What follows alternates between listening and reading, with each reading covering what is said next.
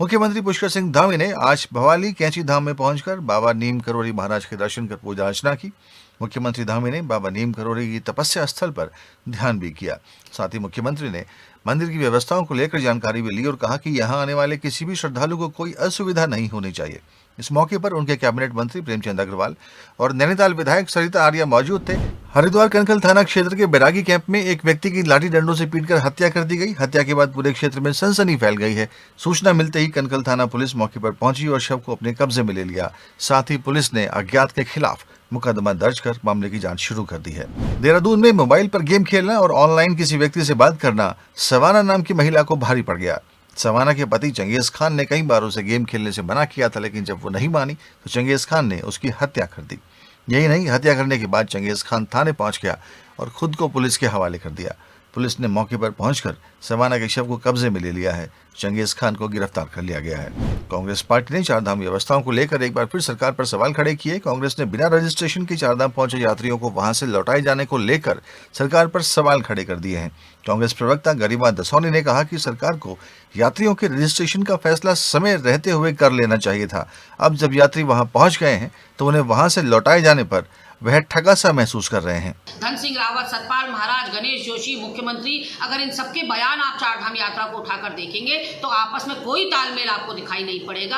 अब क्योंकि यात्री और यात्रा दोनों इनके हाथों से सरकती इनको नजर आ रही है, तो ये नए नए प्रयोग करने पर उतर आए हैं और यात्रियों को वापस भेजा जा रहा है। बड़ा भाई कहते हैं आप उत्तर प्रदेश को, डबल इंजन ट्रिपल इंजन की मांग की थी आपने, क्यों नहीं व्यवस्था कर रहे हैं आप बसों की? क्यों यात्रियों का बजट जो है बिगड़ रहा है परिवहन और ट्रांसपोर्ट की कमी की वजह से, और ये पंजीकरण वाला नया राग शुरू कर दिया?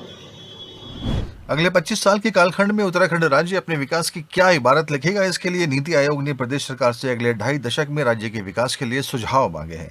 प्रधानमंत्री नरेंद्र मोदी ने इस कालखंड को अमृत काल की मिसाल दी है। नीति आयोग ने मुख्य सचिव एस.एस. संधू को पत्र लिखकर 10 प्रमुख क्षेत्रों में राज्य की भावी रूपरेखा के बारे में पूछा है। राजस्थान के उदयपुर में कांग्रेस का 3 दिवसीय चिंतन शिविर का आयोजन किया जा रहा है। इस चिंतन शिविर में उत्तराखंड कांग्रेस के अध्यक्ष करण माहरा ने भी अपनी बात रखी।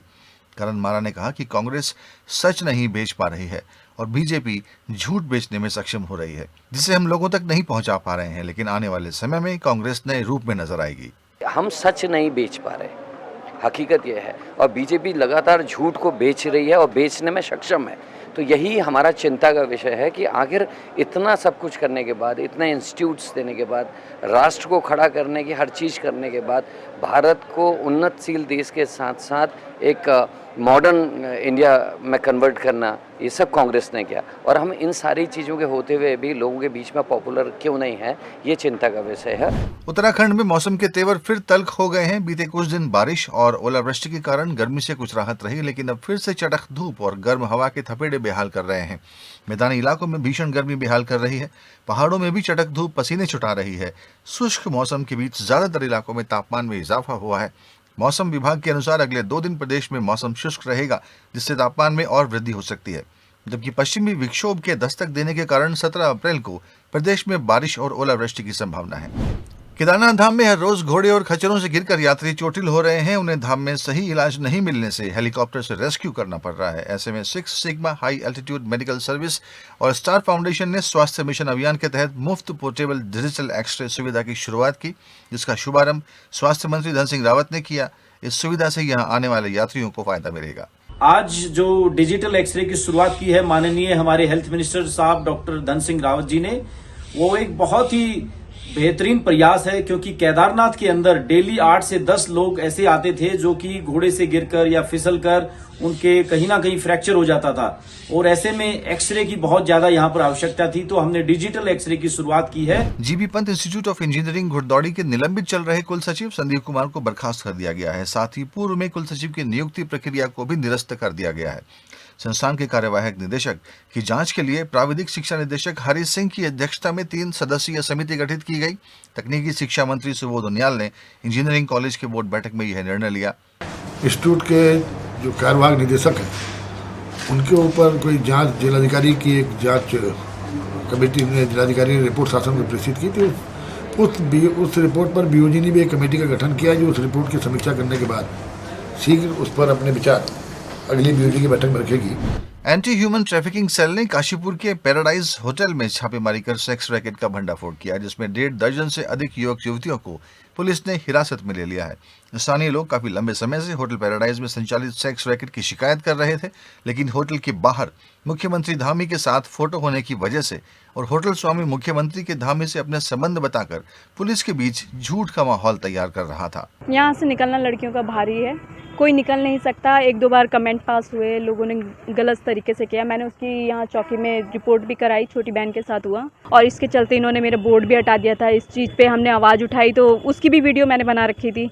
इन्होंने मुझसे कहा जो होता है उखाड़ लो, मैं किसी से नहीं डरता, मेरे तो मंत्री साथ हैं, मंत्री जी ने तुम्हारा बोर्ड गिराया, जो करना है कर लो, मंत्री जी का बिगाड़ लो। पुष्कर सिंह धामी जी को।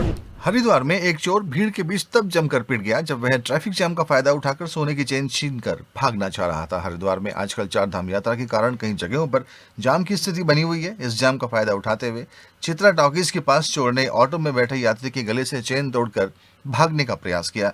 तभी पीछे से यात्रियों ने दौड़कर उसे पकड़ लिया और फिर उसके साथ क्या किया आप स्वयं ही देख लीजिए।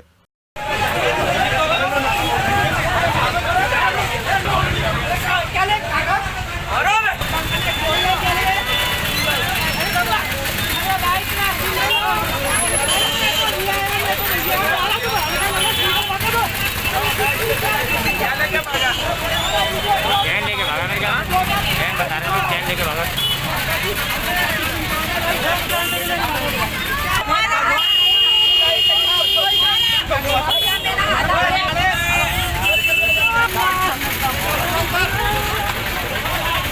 देश की पहली महिला आईपीएस अधिकारी और तिहाड़ जेल की डीजी रही किरण बेदी ने जिला कारागार रोशनाबाद का भ्रमण किया। इस दौरान उन्होंने बंदियों और कैदियों को शिक्षा का महत्व बताते हुए उनकी शिक्षा व्यवस्था की जिम्मेदारी ली। कैदियों को तनाव मुक्त रखने और जेल का बेहतर माहौल बनाए रखने के लिए उन्होंने जेल अधीक्षक मनोज कुमार आर्य की सराहना भी की। वो आपके लिए शिक्षा का साधन लाए। बैठे।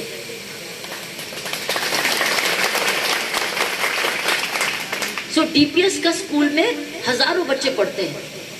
हर बच्चा आपके लिए एक कॉपी पेंसिल दान डोनेट करने को तैयार है, और ये प्रिंसिपल साहब किताबें भी डोनेट करने को तैयार है।